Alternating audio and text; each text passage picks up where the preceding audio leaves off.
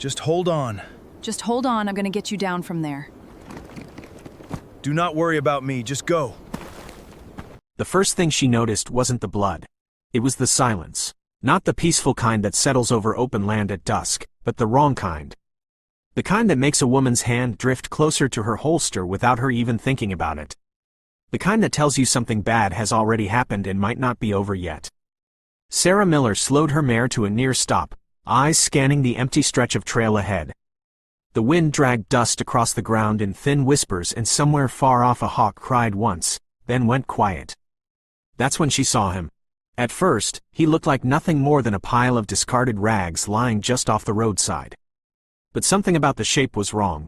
Too still, too human. Sarah dismounted before her mind could catch up with her instincts. Her boots hit the ground hard, each step toward him heavier than the last, like the earth itself was warning her to turn back. But she didn't. She never did. When she reached him, the truth hit her all at once. He wasn't dead, but he wasn't far from it. His shirt was torn, stained with dirt and blood. One side of his jaw was swollen, bruised, dark, and his forehead was gashed. There were marks on his wrists, rope burned, angry, violent. The kind no decent person ever leaves behind. Sarah clenched her jaw so tight it hurt. Hey, can you hear me? She said quietly, kneeling beside him. For a moment, nothing.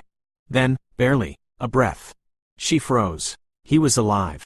That changed everything. Carefully, more carefully than a woman like her was used to being, she slid one arm beneath his shoulders and the other under his knees. He was lighter than he should have been. Fragile, like whatever strength he once had been beaten out of him.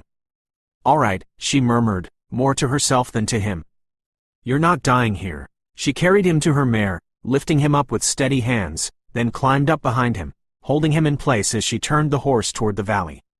She didn't look back, but in her mind, something had already started. A slow burning anger. Not loud, not wild, just patient, and patient anger is the kind that lasts the longest. The ride back took longer than usual.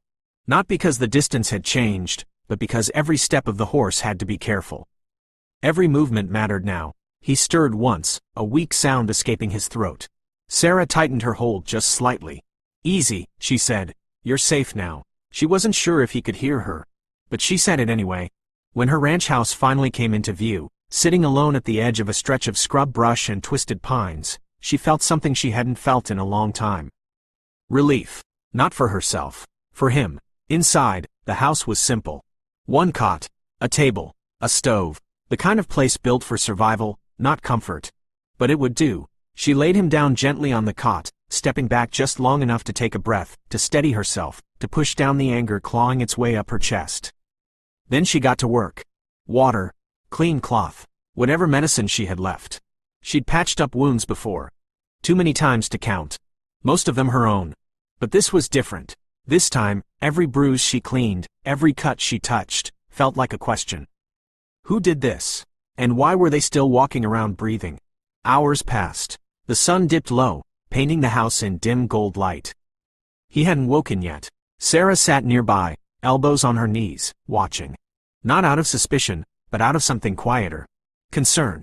She wasn't a woman who used that word often. But it was there, somewhere deep. As the last of the light faded, he finally moved again. A small shift. A breath that caught. Then his eyes opened. Wide. Panicked. He jerked back, trying to pull away, but his body betrayed him, pain locking him in place. No. His voice cracked, fear raw and immediate. Sarah didn't move closer, didn't reach for him. She just raised her hands slightly, showing empty palms. You're all right, she said, calm, steady. You're safe. His breathing was fast, uneven. His eyes darted around the room like a trapped animal looking for an escape that wasn't there. Where? He whispered. My ranch, she answered. Found you on the trail. That seemed to land. Not fully, but enough. He swallowed, wincing as the movement pulled at his injuries. I thought he didn't finish. Didn't need to. Sarah nodded once. Yeah, she said quietly. I reckon you did. Silence settled between them again. But this time, it wasn't the wrong kind. It was something else. Careful. Uncertain. But not empty. What's your name? She asked after a moment. He hesitated. Like even that was something he wasn't sure he could give. Elias, he said finally, voice barely above a breath. Sarah. Another pause. Then, softer, almost like he didn't mean to say it out loud. Why did you help me? That question hit harder than any wound ever had. Sarah leaned back slightly, considering it. Because you needed help, she said. Simple. True, but not the whole truth. She just didn't say the rest. Not yet. Days passed. Elias healed slowly. Too slowly for Sarah's liking, but he was alive. That was what mattered. At first, he barely spoke. Flinched at sudden movements. Watched her like she might change at any second. She didn't blame him. Trust isn't something that comes easy after it's been broken. So she didn't push. Didn't ask questions he wasn't ready to answer. She just made sure there was food, water, and that no harm came near that house. But the anger inside her didn't fade. It sharpened, because every time she saw the fading bruises, she knew something. Someone out there had done this. And they hadn't paid for it. One evening, as the sky turned deep orange, Elias stepped outside for the first time. He moved slowly, carefully, like the world itself might hurt him if he wasn't cautious. Sarah was leaning against the porch rail, watching the horizon. She glanced at him, then back at the sky. You're healing, she said. He nodded faintly. Because of you. She didn't respond to that. Didn't know how. They stood there in silence for a while. Then he spoke again. They're going to come looking for me. Sarah didn't look surprised. Who? She asked. His jaw tightened. Men I used to belong to. That word, belong, didn't sit right. Sarah's expression darkened, just slightly. Nobody belongs to anyone, she said. He let out a hollow breath. They don't see it that way. She turned to face him fully now. Do you want to go back? The answer came instantly. No, not loud, but certain. That was enough. Sarah nodded once. Then you won't. Simple as that. But the way she said it made it sound like a promise carved in stone. Days turned into a week. Then 2. Elias grew stronger. The fear in his eyes didn't disappear, but it changed. Less panic, more awareness, and something else, too. Hope. One night, as the wind howled outside and the fire crackled low, he finally told her everything. About the men, the violence, the way they treated people like things to own, to break, to discard. Sarah didn't interrupt, didn't ask questions. She just listened, but inside, something settled. A decision. By the time he finished, the room had gone quiet again.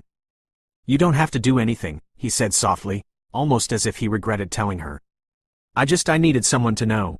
Sarah stood slowly, walked to the door, paused, then said, without turning back, I do have to do something.